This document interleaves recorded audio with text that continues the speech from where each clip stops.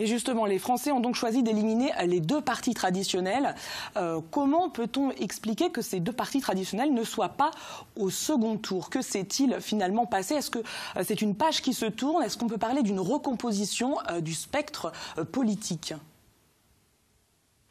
Alors, en tout cas, c'est un début de recomposition et de recomposition très forte, ça c'est absolument certain. Mais la situation, je dirais, du PS d'un côté et de LR de l'autre ne sont pas exactement, je dirais, les mêmes.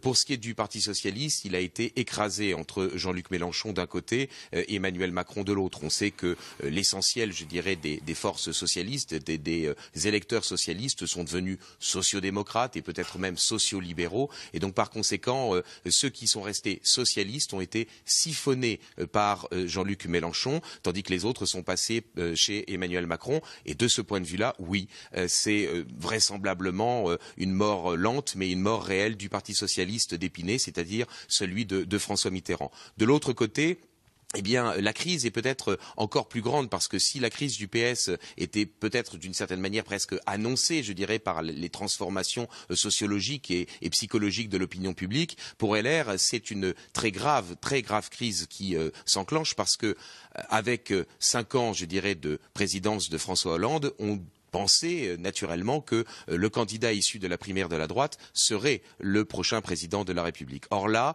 eh bien, évidemment, la campagne de François Fillon n'a pas, je dirais, convaincu. Il a fait un score un peu au-dessus d'ailleurs de ce que lui annonçait un certain nombre de sondages, mais c'est un score qui ne lui a pas permis d'accéder au second tour.